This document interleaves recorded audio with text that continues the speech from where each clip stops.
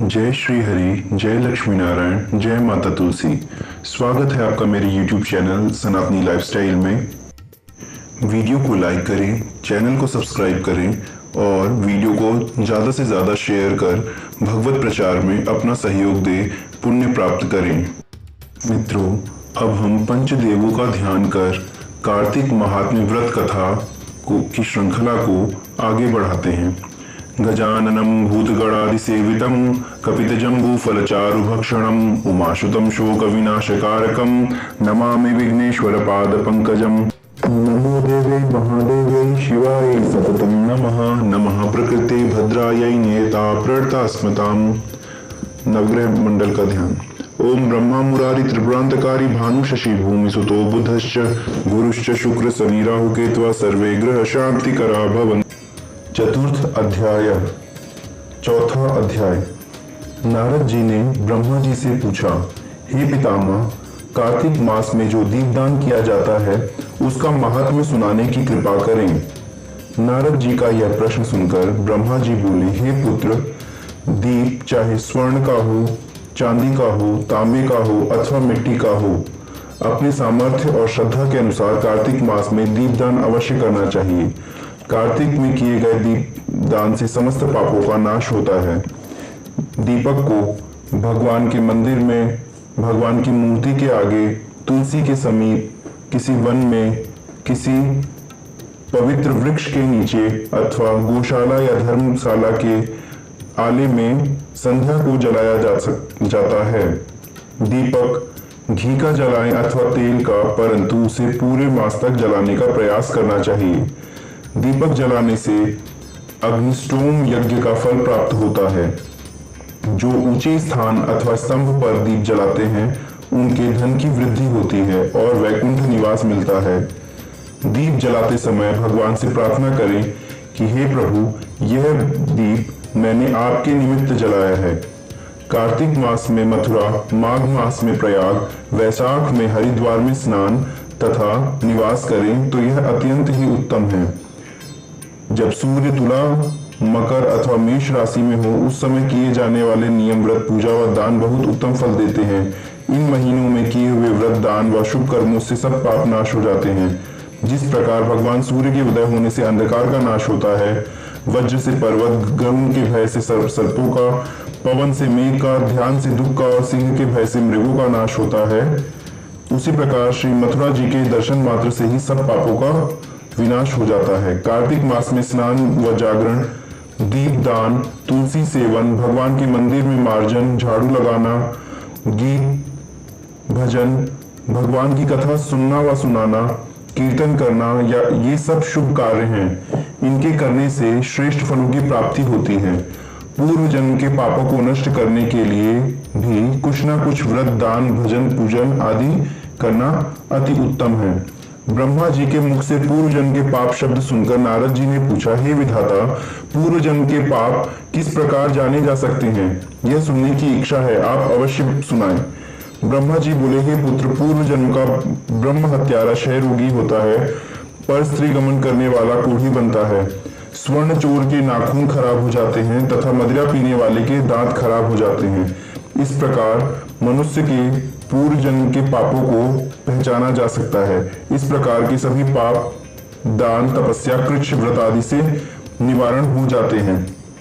ब्रह्मा जी ने आगे कहा, अब हम व्रत आदि के बारे में बताते हैं। एक समय भोजन करने से तथा 3 दिन सायंकाल और 3 दिन प्रातःकाल भोजन करने को अतिकृच्छ व्रत कहते हैं। सायंकाल में 12 ग्रास, प्रातःकाल में 26 या 24 ग्रास खाने को अतिकृच्छ कहा जाता है। 3 दिन खाएं फिर 3 दिन उपवास करें तो भी अतिकृच्छ व्रत कहलाता है।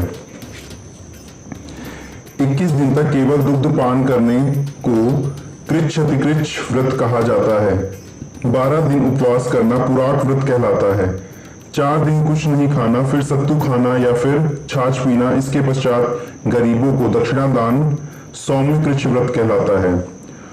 तुला दान अर्थात अपने वजन के बराबर अन्न का दान, गोघृत, गोमेय यानी गोबर, दूध, दही या कुशा का जल पीना और दूसरे दिन उपवास करना, यह कृच्छ संतपन व्रत कहलाता है।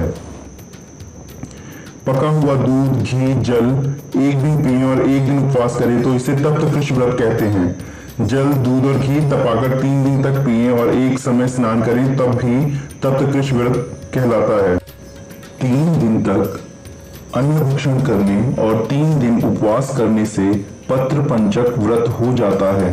इसे वैष्णव कृच्छ व्रत भी कहा जाता है। यदि एकम से पंचमी तक केवल दही खाएं, फिर एकादशी और द्वादशी को भगवान का पूजन करें तो उसे परम कृच्छ व्रत कहा जाता है। इसके करने से श्वेत द्वीप में वास मिलता है। गेहूं तथा चावल, दही, दूध, घी, जल और पंचगव्य का नियम पूर्वक कार्तिक मास में सेवन करने से भी साप्ताहिक कृच्छ व्रत हो जाता है। जो व्यक्ति कार्तिक शुद्ध सप्तमी से अष्टमी, नवमी और दशमी को जल कमल के उत्पन्न वस्तुएं जैसे उसके बीज या जड़ों को खाता है, फिर एकादशी को उपवास करे तो यह लक्ष्मी व्रत कहलाता है। इस लक्ष्मी व्रत को करने वाले पर लक्ष्मी जी कृपालु बनी रहती हैं और अंत में उन्हें भगवान विष्णु के वैकुंठ लोक में वास मिलता है। कार्तिक सुदी 14 के ब्रह्मकूच व्रत में गौरी का पूजन करना चाहिए। इसकी विधि इस प्रकार है। गौमूत्र, गोमेय, दूध, दही, घृत और उषा का जल लेकर इन सबको मिलाकर पंचगव्य बनाएं। गोमूत्र मिलाते हुए गायत्री मंत्र पढ़ें। गंधद्वारा से गोबर का रस, पय पृथ्व्या से दूध, दधि क्रवर्यों से दही, तेजोमसी पढ़कर घी, देवस्यति पढ़कर कुशा का जल मिलाना चाहिए।